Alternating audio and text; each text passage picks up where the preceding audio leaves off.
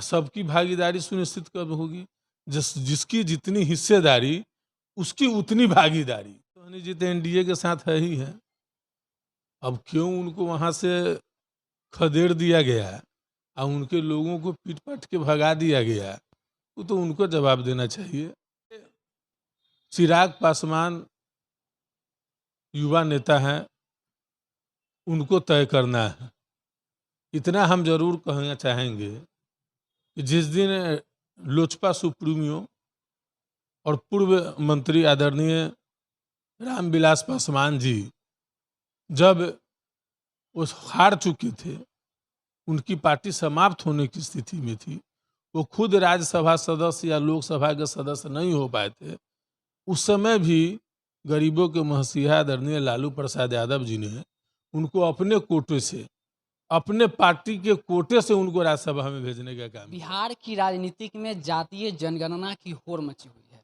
एक तरफ विपक्ष लगातार मांग कर रहा है कि बिहार में जातीय जनगणना हो, वहीं एनडीए गठबंधन में भी माननीय मुख्यमंत्री ने भी प्रधानमंत्री को पत्र लिखकर बिहार में जातीय जनगणना की मांग की है। लेकिन वही गठबंधन के ही भाजपा जो है सो इस चीज़ का विरोध कर रही है। भाजपा के ऊपरी सूत्र केंद्र में बैठे लोग इस चीज़ का विरोध कर रहे हैं। इसी मुद्दे पे सब सभी राजनीतिक मुद्दे पे बात करने के लिए खुद हमारे साथ आरजेडी के कांटी विधायक इसाल मंसूरी हैं। उनसे हम बात करेंगे, तमाम राजनीतिक अटकलें लगाई जा रही हैं, उन सभी पे मुद्दे पर बात करेंगे। सबसे पहले विधायक जी, आपका स्वागत है मुजफ्फरपुर नाउ में। धन्यवाद। एक सवाल, बिहार में जातीय जनगणना इतना जल्दी होड़ मच गई, बहुत लोग विरोध कर रहे हैं। मुख्यमंत्री जी भी विपक्ष का बैठक में शामिल हुए और उन्होंने प्रधानमंत्री को लिखा भी। क्या लगता है कि इस चीज़ पे कहाँ तक विपक्ष का पहल सार्थक सिद्ध हो पाएगा? देखिए, भारत जो हमारा देश है, विभिन्न संस्कृति का देश है। ये समूह है, हर धर्म का, हर वर्ग के, तरह तरह के भाषाओं का लोगों का वास, यही खूबसूरती है। और भारतीय लोकतंत्र की खूबसूरती पूरे दुनिया में एक अलग है।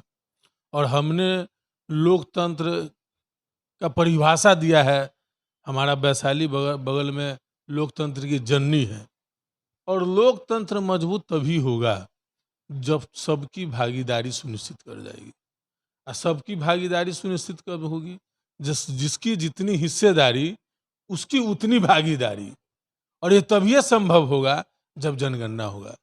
जब इस देश में सभी तरह की चीजों के वस्तुओं को जब जनगणना हो सकती है, तो सभी वर्ग के लोगों की भी जनगणना होनी ही चाहिए। हम मांग करते हैं ये होनी चाहिए। अच्छा, क्या लगता है कि बिहार की जो राजनीतिक है संकट अभी है, जैसे मुकेश सहनी वीआईपी के प्रमुख हैं, यूपी में गए थे, वहाँ पे जो उनको जो है सो मूर्ति नहीं लगा, प्रतिमा नहीं स्थापित करने दिया और एयरपोर्ट से रिटर्न आ गया। तो क्या लगता है कि एनडीए गठबंधन मजबूत आपको दिख रहा है? देखिए, मुकेश सहनी जी तो एनडीए के साथ है ही है। अब क्यों उनको वहां से खदेड़ दिया गया और उनके लोगों को पीट पाट के भगा दिया गया, वो तो उनको जवाब देना चाहिए। ये उनका आंतरिक मामला, हम इस पर ज़्यादा नहीं जाना चाहेंगे। लेकिन बेमेल गठबंधन है, इतना जरूर कहेंगे। अच्छा, एक महत्वपूर्ण सवाल है, लालू प्रसाद यादव बाहर आ गए हुए हैं, आरजेडी के लिए कितना बड़ा बल? स्वाभाविक बात है, लालू यादव 2000 ये सदी के एक महत्वपूर्ण राजनेताओं में से शुमार किए जाते हैं। और लालू यादव का थोड़ा अभी सेहत ठीक नहीं था, करोड़ों लोगों की दुआएं उन पर रहती है। और वो आज अगर वो सेहत ठीक हुआ है, थोड़ा बाहर निकले हैं, तो बड़ी खुशी की बात है। उनसे तो निश्चित तौर पर जो है सो कि ताकत मिलेगी पार्टी को। आरजेडी की ऊपरी सिरों को कोई चिराग पासवान लगातार जो है सो उनके चाचा पशुपति पारस एनडीए गठबंधन से मंत्री भी बने हैं। क्या लगता है कि चिराग पासवान को आरजेडी में शामिल करने की कुछ पहल चल रही है? देखिए, चिराग पासवान युवा नेता हैं, उनको तय करना है।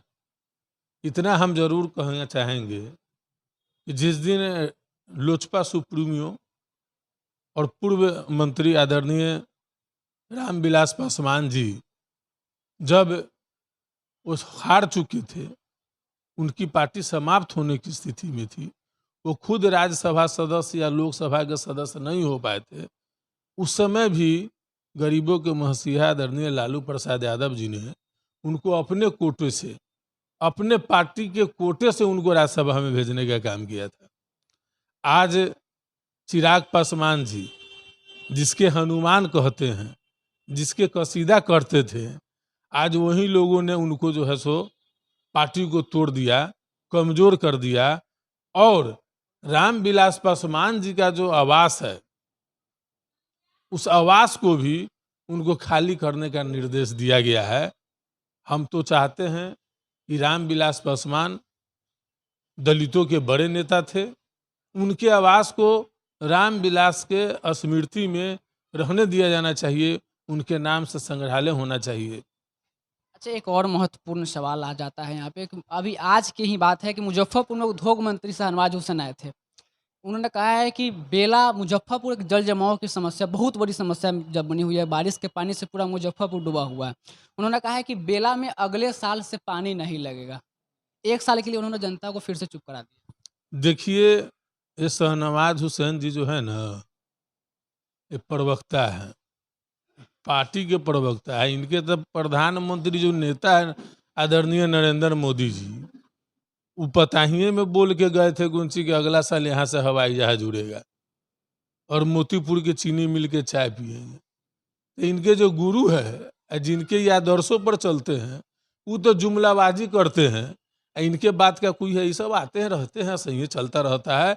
इन लोगों से कुछ होने वाला नहीं है। जब तक देश में परिवर्तन नहीं होगा तब तक कुछ नहीं होगा। स्थानीय समस्याओं की बात करते हैं। कांटी से आप सिटिंग विधायक हैं। 9 महीने हो गए आपकी विधायकी का, है ना? कांटी में आपने बात की थी कि छिन्नमस्तिका मंदिर और कोठिया मजार को जो है सो पर्यटन स्थल से जोड़ने की कवायद करेंगे। कहाँ तक सार्थक सिद्ध हुआ? निश्चित तौर पर हमने बोला था, और ये दोनों प्रमुख धार्मिक स्थल है। हमने विधानसभा के प्लेटफॉर्म पर भी इस बात को रखने का काम किया है, और आज भी जब भी मौका मिलता है सरकार से हम लड़ने का काम करते हैं कि ये दोनों, क्या एक ज़्यादा तेगेली सर हम तुला लय का भी हम मजार है, ये तीनों जगह चूंकि हजारों धार्मिक लोग आते हैं, इनकी धार्मिक आस्था उनसे जुड़े हुए हैं, श्रद्धालु आते हैं, इसलिए इनको पर्यटन स्थल का दर्जा मिले। हर संभव हम प्रयास किया भी है, फिर सही प्लेटफॉर्म पर हम बात उठा भी रहे हैं और आगे भी उठाते रहेंगे। जल जमाव की बात आती है तो कांटी में बहुत सारे पंचायत ऐसे हैं जहाँ पे जो आपने गया भी था। क्या लगता है कि कांटी में जल जमाव की बहुत बड़ा मुद्दा क्या, कहाँ से समस्या उत्पन्न हो रही है? देखिए, जल जमाव तो पहले शहरी इलाके में होता था, आज ग्रामीण इलाकों में भी काफ़ी जल जमाव की परेशानी है। बहुत ऐसे लोग हैं जो उनका घर पानी से भरा हुआ है, और बहुत किसान हैं जिनको भी जमीन जो है वो पानी से ही हो गया है। उसका मुख्य कारण है कि जितने पुल पुलिया हैं, उन पुल पुलियों को बंद करके लोगों ने अपना घर बना रखा है। लोग घर बनाते हैं और सामने जो है पुलिया वगैरह जो भी है, चाहे सड़क के किनारे जो नाले वगैरह होते हैं, उनको जाम कर देते हैं। इसी कारण से है, मुख्य रूप से ज़्यादातर बीमारी इसी तरह से आ रहे हैं। लोग अपने कारणों से जाम करके लोग परेशान हैं, और ग्रामीण इलाकों में जल निकासी का सरकार के तरफ से कोई ऐसी व्यवस्था नहीं है जो कि जल निकासी हो। हम सरकार से मांग करते हैं कि ग्रामीण इलाका में भी जल निकासी, जल जमाव बड़ी समस्या है, इसके निकासी का कोई उपाय करना चाहिए। बड़का गांव में एक समस्या है चौड़ के पानी। बहुत सारा जमीन जो है सो प्रभावित होता है, उपज नहीं होती और 12 महीने वो पानी जो है सो जलमग्न रहता है जमीन। क्या लगता है इसके लिए विधायक स्तर से क्या पहल किया गया और क्या पहल किया जाए? बड़का गांव चौर का जो समस्या है बहुत अहम समस्या है। इसके लिए पूर्व केंद्रीय मंत्री आदरणीय रघुवंश बाबू भी पहल करते थे। उनके सानिध्य में जब हम लोग बैठते थे तो उसकी चर्चा होती थी। इसलिए हमने, जब लोगों ने हमको आशीर्वाद दिया, तो प्रथम जो विधानसभा का सत्र चला, उसी सत्र में बड़का गांव छोड़ के जल जमाव पर जो है हम लोग अपना आवाज़ उठाने का काम किया है।